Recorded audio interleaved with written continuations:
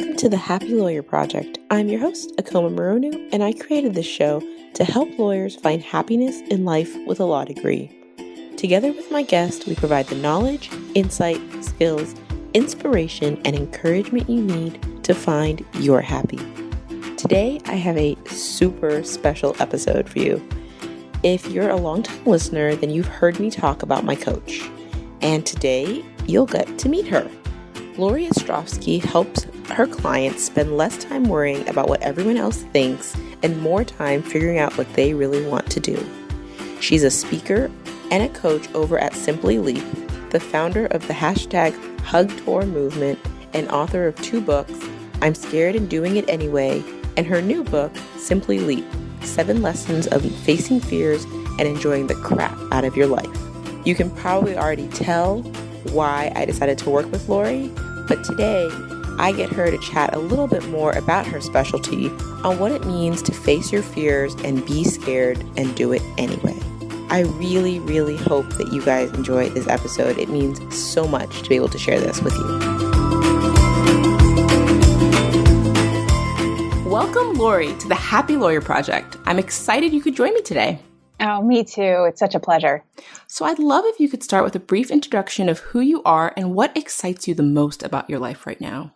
Yeah, so I wear many hats and enjoy doing that. I am an author and a coach and a speaker and a hugger. I think that's usually what I put in my bio. Yeah, and daughter, friend, all of those things too. And my business is Simply Leap, which I've been in business now. I just hit my 10-year anniversary a few months ago, where I've been coaching now for 10 years. And yeah, what am I excited about in my life right now? I love that question. And totally sounds like a question I would pose to you as your coach, which, yeah, I'm so excited to talk to you in this capacity. And I'm like bouncing up and down in my chair. Yeah. So what I'm excited about in my life right now is seeing the incredible movement of my clients like you, and having this podcast is just, I celebrate you and acknowledge all the amazing things that you've done. I also have published my 2nd book, and I feel super excited to be sharing stories of client success through the years. I love being a writer and being an author. I didn't know how much I was going to love it until I started writing, and until actually I did my first book signing. Like when the first person came up to me holding my book and wanting me to sign it for them, I was like, I'll just do this forever. This is just incredible. Just knowing that something that I've written has touched someone else, that feels really meaningful. So excited about those things. Oh, that's so great. And I can imagine that is so rewarding. I don't know if you know, or if you remember, but the way I heard about you is that I heard you on another podcast, the Sarah R. Bagley Show, and I didn't even know I was looking for a life coach. I thought that I just needed someone to explain to me how to be an adult. And I was like, why is there no one to tell me what to do? I just don't understand what I'm supposed to do next.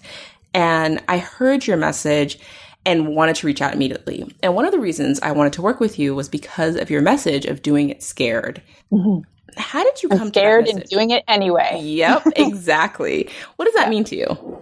Oh, well, I probably should back up to how those words, I'm scared and doing it anyway, came to be, because that kind of explains what they mean. So 13 years ago, I was diagnosed with a brain tumor and was climbing the corporate ladder, being a very good A student, following all the rules, good job, solid relationship, great apartment in Manhattan, all of that. And then routine doctor's appointment became not routine anymore. And I think there are a lot of people that think they're on one track and then get told by something that happens in their lives, like even divorce or loss of someone that they care about, loss of a job.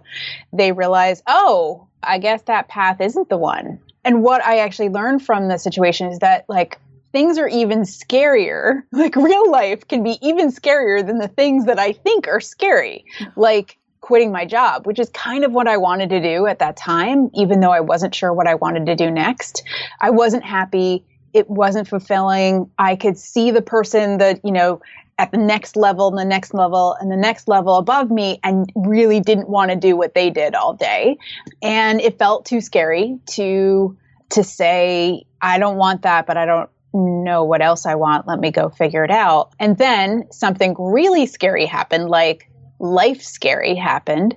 And luckily, everything went, as well as could be expected with surgeries and healing and all of that. And on the other side, things that were scary were suddenly not scary anymore. Quitting my job totally happened, totally fine. Moving, yep. Changing my relationship, yep. Changing my cities, yep. It just wasn't as scary. So what was scary still was speaking in front of people, but I kind of moved past that as well and decided that I needed to communicate my message on a larger level. As an introvert, that just felt like the last thing ever I wanted to do, but I did it. And one of the things that I said on stage, sorry, this is like a long rambling story, but one of the things that I said on stage was the first speech ever that I gave in Washington, D.C. at this Ignite talk, which is like a mini TED talk. My speech was, how my brain tumor will change your life. And one of the ways that I talked about in the speech was about facing fear, about being scared and owning your own fear. And a line in that speech was, well, actually, you have to imagine that here I am on stage and the picture behind me was Braveheart, the part where he's got the blue paint on his face, like full on mode, and there he is behind me. And I say, I'm here tonight on the stage because I'm scared and doing it anyway. Rah! And I put my hands up in the air like, rah! I'm here. And everyone so many people in the audience went, rah! Right back. And amazing. Yeah. And I didn't know until that moment that was so meaningful. And I got off stage and people kept coming up to me. Oh my God, I'm scared too. I'm scared too. And it was that moment that was like, oh, I think there's something about owning your own fear that, if you're vulnerable first, it opens the door for other people to be vulnerable too and makes it okay. And I didn't realize that when I was back being scared, that it could be really empowering to be afraid. Like that, I never imagined until that moment. Go on. In what way do you think? I'm really interested in that because I definitely am somebody who ran away from things that felt scary because I'm not even sure if we're taught necessarily that we're supposed to run away as much as we're not taught that we're supposed to face fear.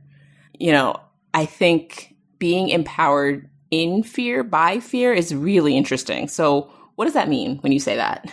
Yeah. Well, there's so many different things because you just said, I want to go in so many different directions. So being empowered around fear. Okay. So the one thing I want to say about that, one of them is for a while there, it was really big to be fearless. And I'm really glad that we're kind of getting out of that place in empowerment stuff, because I think that it really is, and you and I think have talked about this previously, like I really think that it's wrong. We are not fearless. It's really our relationship with fear that changes.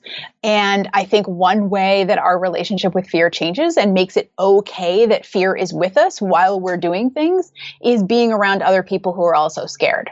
Knowing that you and I are not the only ones who are frightened to do something out of our comfort zone means that oh, you mean this is the way it's supposed, we kind of teach each other by watching each other do scary things and realizing that we're still alive, we still made it, and everyone else is too. Because I think something around, when we want to make the right choices for ourselves. And I talk about how I work with A students, who like the structure, who like to know the path set in front of them.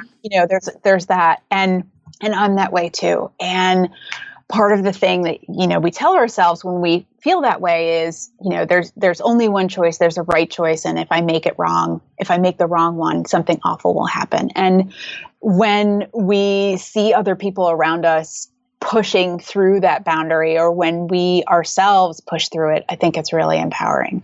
It gets us to keep doing it. The other thing I want to say about it is and I think all of us are the same, but I know you, so I can say this, you are a person who pushes through fear all the time. All the time.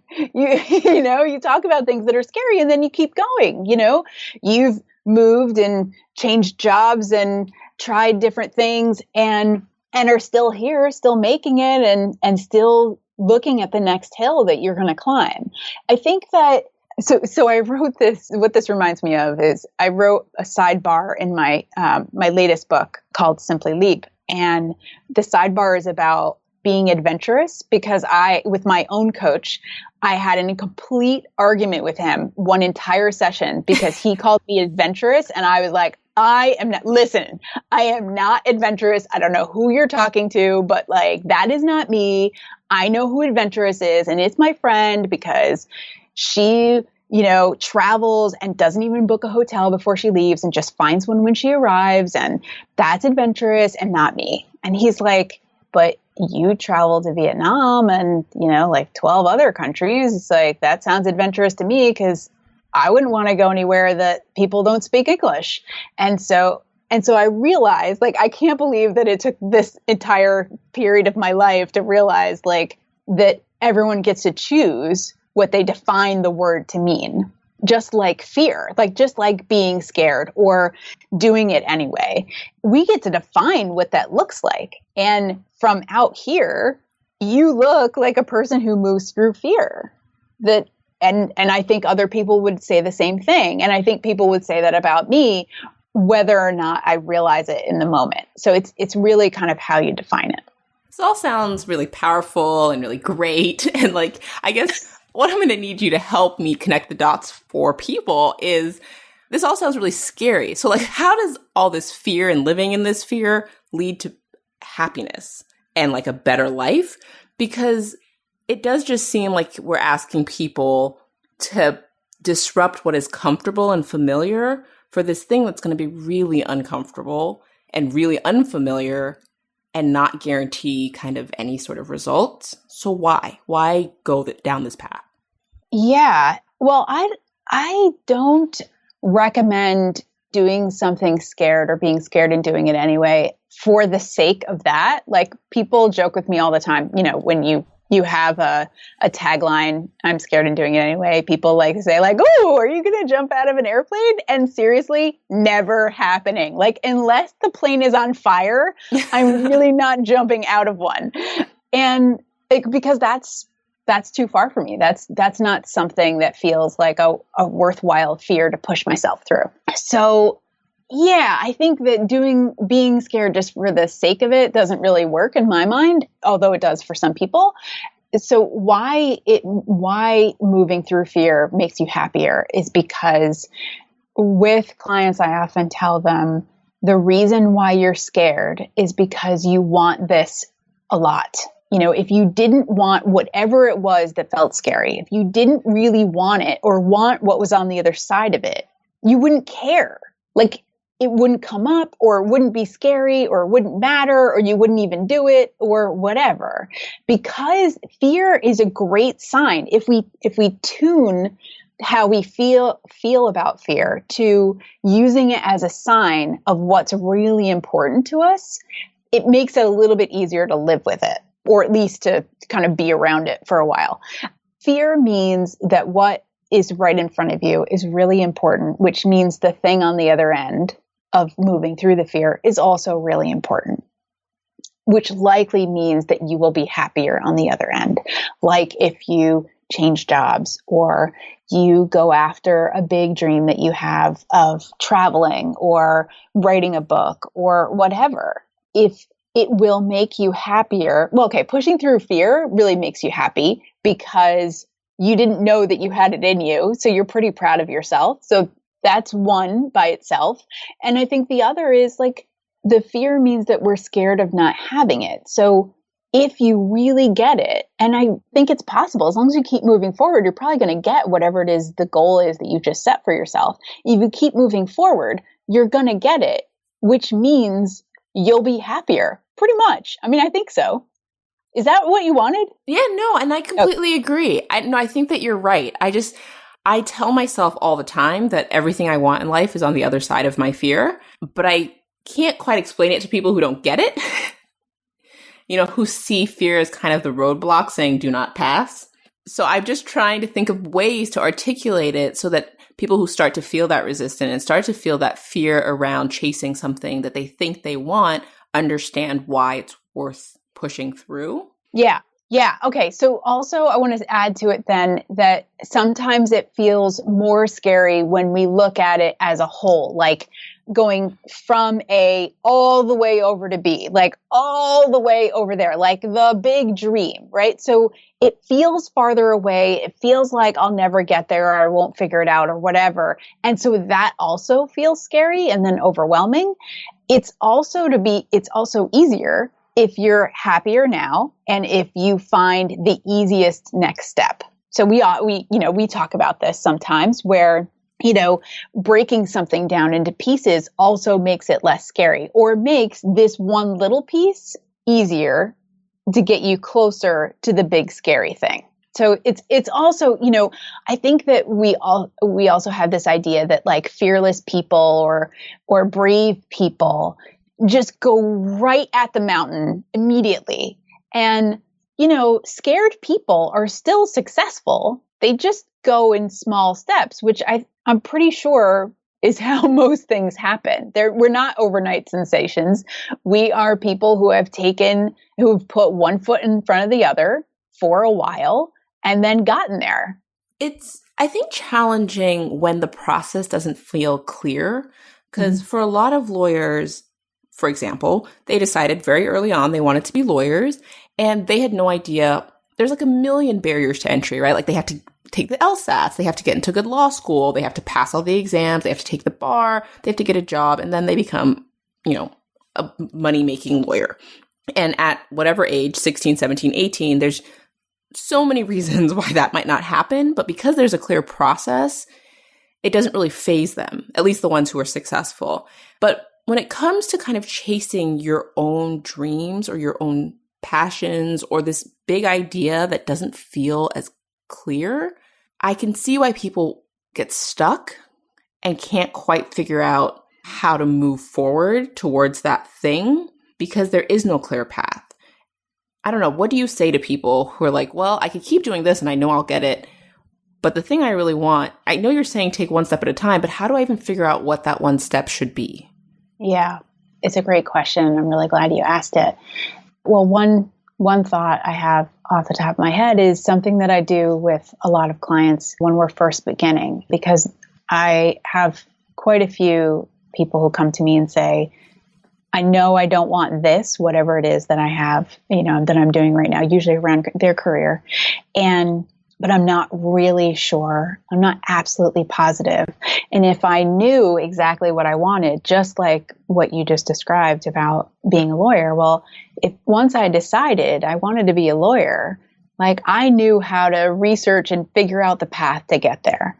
When I'm not exactly sure what it is that I want, the path isn't as exactly clear. So one activity I do early on to help clients is a list, because I love lists. Mm-hmm. And I have them, I use the analogy, if it's like a Friday night and you're like, what do I want?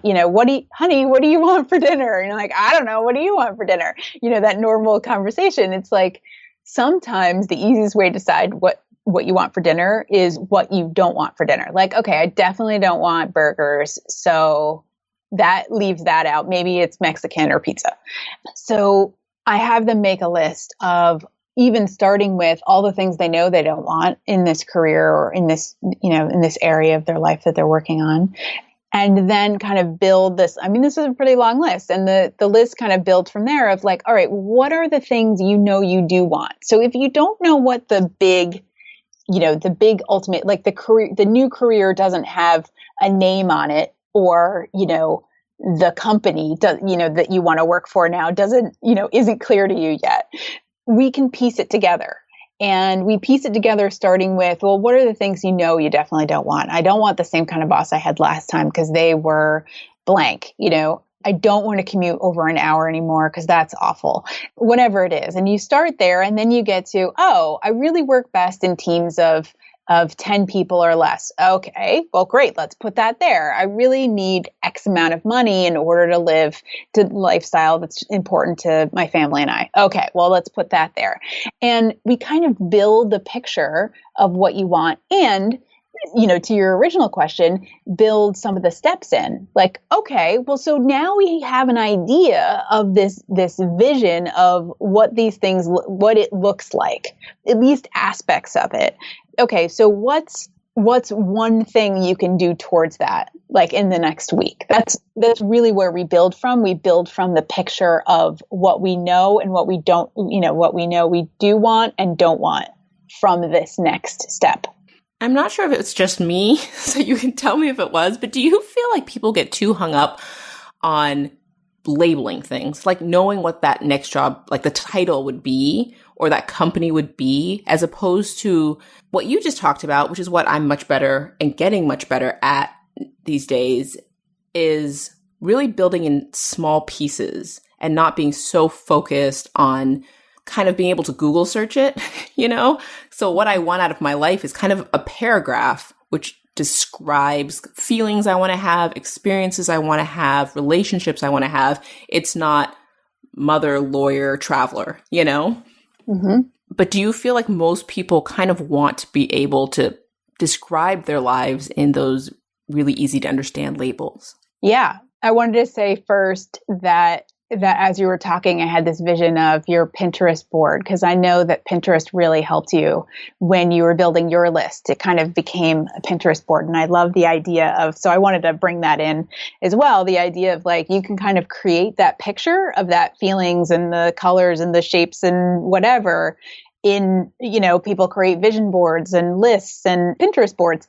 So I wanted to mention that as well. But what you're asking about in terms of naming something, absolutely. Like, if I had one client call me once and he said, the only reason why I'm working with you is because I don't know exactly what it is that I want next. Because if I knew what I wanted, I would just go do it.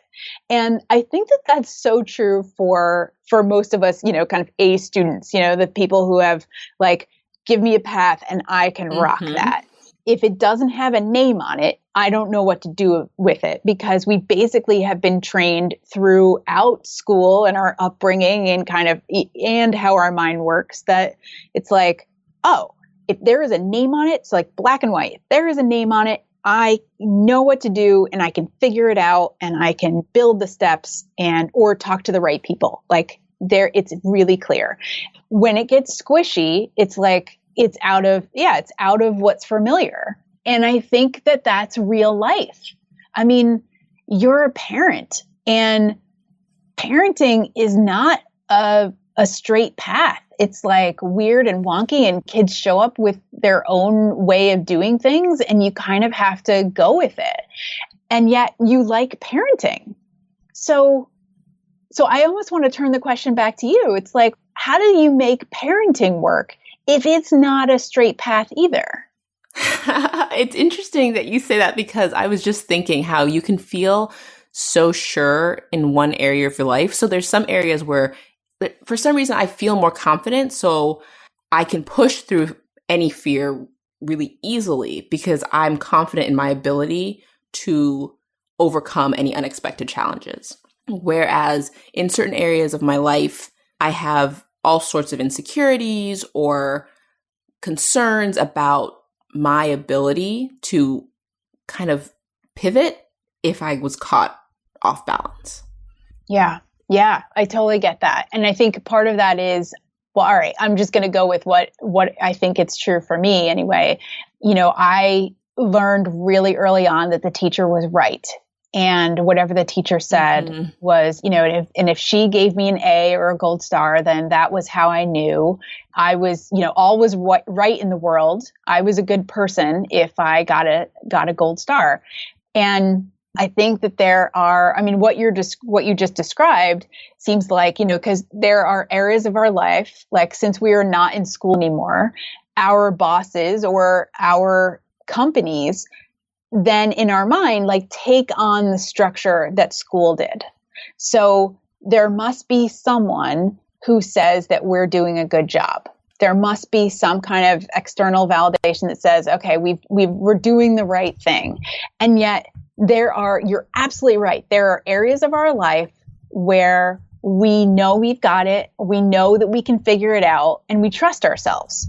And for whatever reason, we often, and there's a whole bunch of us that do this, like make our career the thing that somehow someone else is supposed to tell us that we're doing a great job. And it's actually not true. I mean, it's just the same. Our careers are under our control. We get to decide really what we want out of it and who we want to be in those roles and what we want the arc of our career to look like. And yeah, I mean, we get to make all of those decisions, taking that power back and taking that control back, very much like what you're describing about being a parent. That makes all of your career decisions so much easier.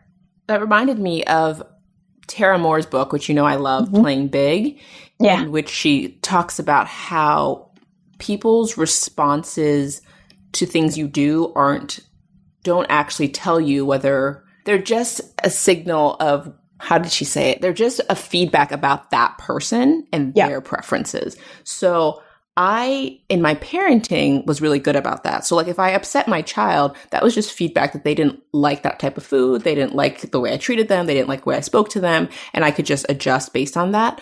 Whereas I think in our careers, we take feedback to be a judgment of us. So if a partner doesn't like my work product, then I think I'm a bad lawyer, as opposed to I didn't do work product in a way that partner liked. And I found that really helpful. So what does that mean you shift? Like, what does that mean you do instead now that you see that? So instead of seeing everything, it becomes less scary because getting negative feedback no longer impacts my view of myself. Like, I'm not a good or bad lawyer based upon other people's appreciation or lack of or criticism of my work. I'm a good or bad lawyer based on the work I put in and how hard I work. So even if someone thought that everything I did was awesome, if I was like cheating behind the scenes or knew I wasn't putting in all the work, I would still know I was a bad lawyer.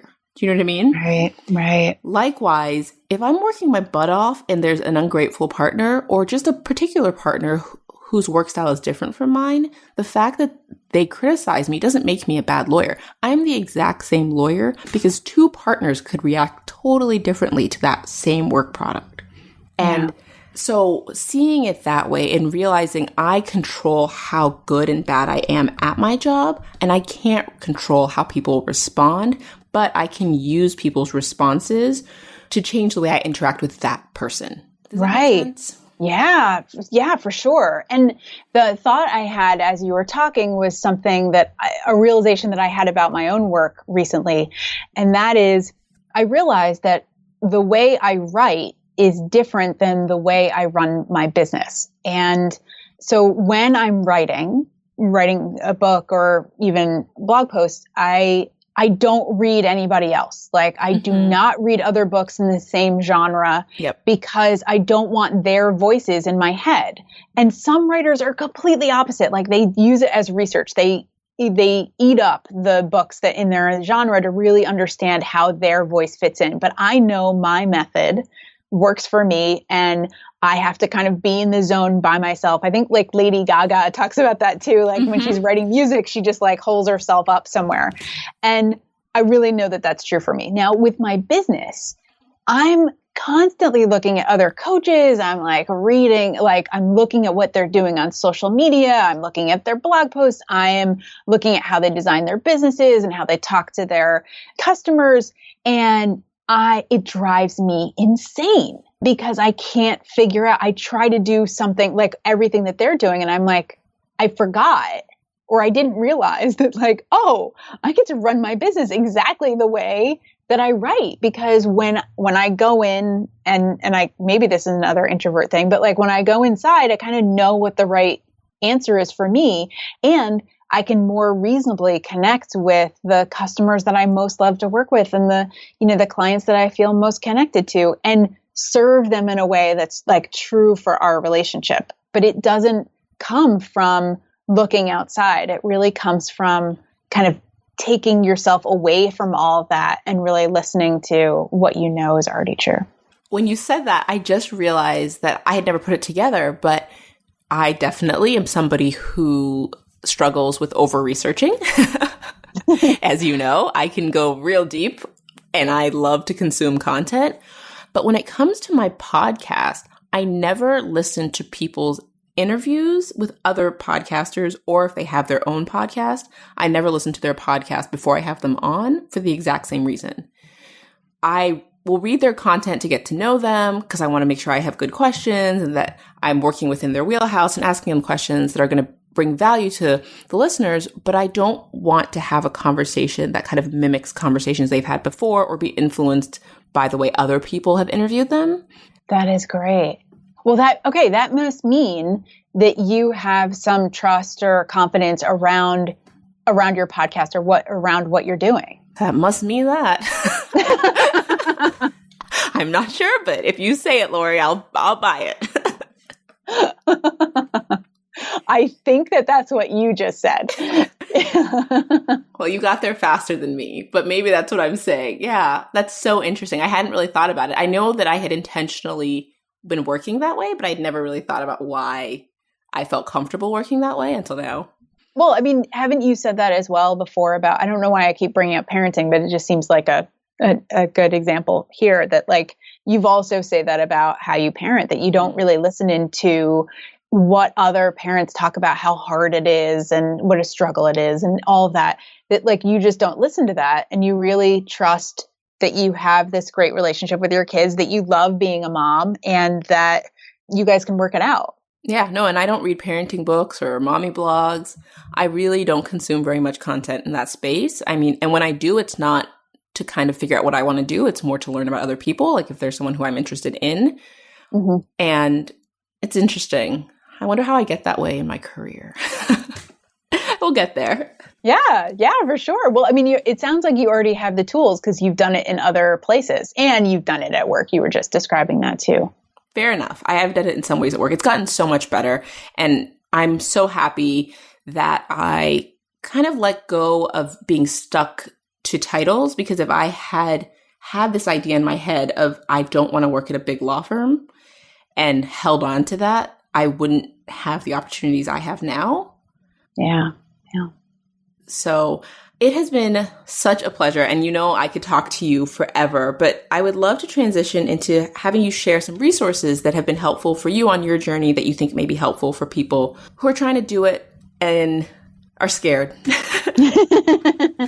Well, so one of the things that I suggest a lot is it's a book and it's also an online resource, and it's called Strengths Finder 2.0. I love that. I don't know if you've mentioned it on your show before, but it really helped me so much when I was kind of looking to transition in my career years ago. And it basically was created by the Gallup organization, and you can use it in teams and in a corporate setting, but you also can use it individually. And online, I think you can it's pretty nominally. You can pay for like your top 5 strength assessment, and I think it's perfect. I work with clients on it all the time.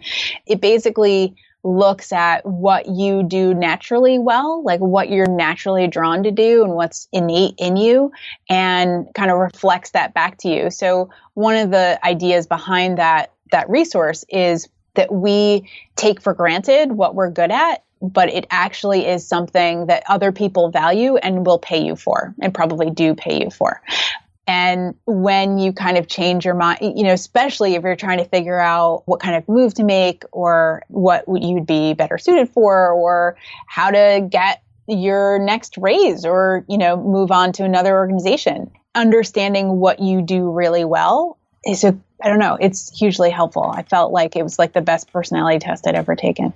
I've heard great things and I haven't done it, but I mean, I often on the show talk about working within your gift set, and that's exactly what I mean, is that when you work in your strengths, all of a sudden this idea that making money and like work has to be really hard goes away. Yeah.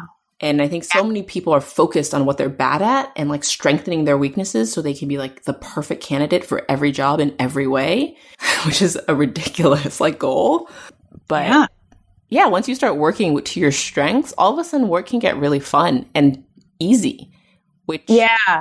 And I have to talk with clients about that sometimes. They're like, well, wait, if it's easy, then it's not really work. Yep. And then why am I doing it? And it's like, no, that's the point. That's what we're aiming for. It to be so easy that it's like, it doesn't even feel like work because you're enjoying it. And it goes back to what you said before, like we're moving to being happy. Like we have happy lives when we're doing what comes naturally to us. And then it's easy.